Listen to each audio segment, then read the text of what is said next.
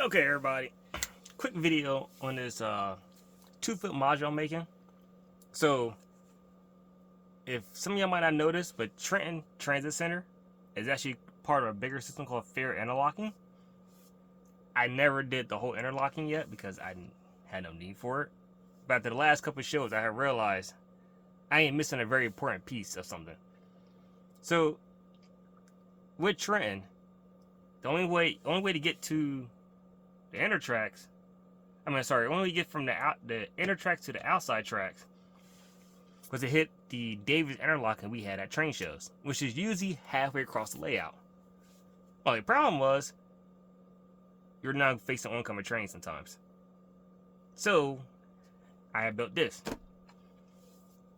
These are one-piece Walter turnouts. They're like number 6s, I believe. But I'm building 2 of these. This way my trains can go from inner tracks to outer tracks. So for example, if you're coming this way, Trenton would be on this side. Trenton would be here. Right? Yes.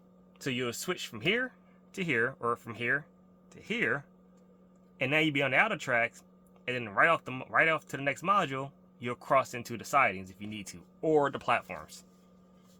Now once you hit the last module of Trenton, there'll be another one like this, flipped 180 degrees, and then you can cross back over into your inner tracks. But the whole point of this video right now is to walk you through this real quick and how I built it. So first of all, this is all Code 83. These are one-piece turnouts. They are perfect because they're a little shorter than 2 number 6s put together. And they're wired independently. So it will be, let me see if I get this right. The outside rail controls the outside of the center rail. So it would be this rail powers this one, and this one powers this one. It's not a bad setup. Or did I say that backwards? I feel like I might have said that backwards. Either way, if you have a bus line here and a bus line here, they're not going to interfere with each other. Unless the train is crossing over.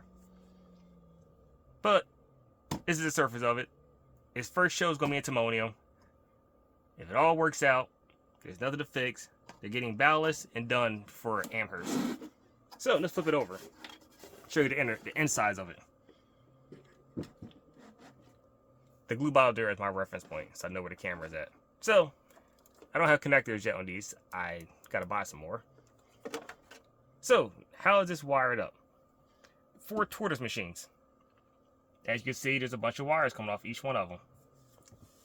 So this is signal. This has signals on it for letting you know if you're going straight, if you're crossing over. I add a video at the end of this to show you that. But you'll see here, and you'll see here is the 12-volt wires for all my signals.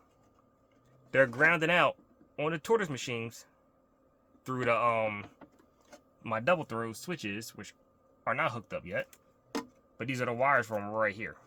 Here's 2, and there's 2 more in here somewhere. But 12 volts go into the signals.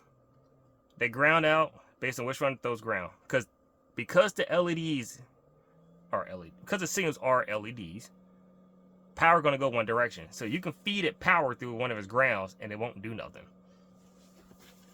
So with that being said, if let's say for example this is positive, this is negative, this would throw the 2 tracks on this side red and yellow. Same thing over here, red and yellow. Now if the polarity switches and this turns to positive and that turns to negative to throw the turnout in a different direction, this one and this one would throw green. Simple wiring. Connect everything up. Put all your negatives to which way you want the switch to throw, and it would throw your switches for you. It would throw the switches and operate the signals. Excuse me. So you'll see I have a lot of wires. Excuse me again. There's 4 bus lines for Northeast Corridor, 1 for each track. So you have 1, 2, 3, and 4. 5th wire is our 12-volt system that passes through. Now, the whole layout does not have 12 volts to it. So right now, my station has 12 volt power independently, and this is going to feed off of that for right now. But I mean, there's not much to it. It's just pretty much tracks, run your bus lines, which you can see here, all the red and black wires with the connectors on them. These are perfect. Let me explain that to y'all real quick. These are, if I can find a good one to get a camera shot of. Let's try this one. These are wonderful because, well, it's wonderful. This just pulled out. Wow. That need to get fixed. We'll go with this one. So as you can see, they splice in, and this is the actual connector that plugs into it. So let's say you're trying to find a short. You can literally unplug these individually and your bus line will still stay powered, but your track will be dead. So you won't kill the whole layout that's plugged into the bus line. It's a good way to find shorts if you gotta find them. I already owned this out and checked for continuity. Nothing is shorting out. I do gotta fix this one wire here because that just pulled right on out, unfortunately. Yeah.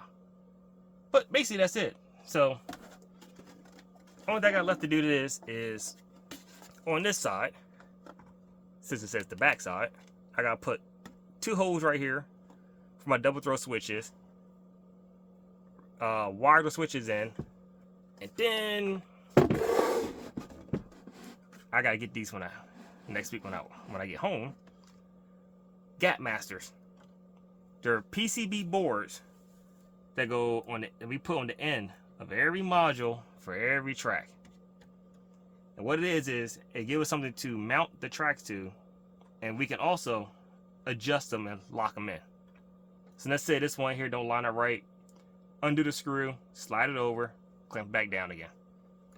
They're very easy to work with. I mean, besides that, that's basically it. Like I said, right after this, I'm gonna put a video on. It's like 40 seconds afterwards. It's the signals and the tortoise machines all working together. But that's it for now. Y'all have a good one.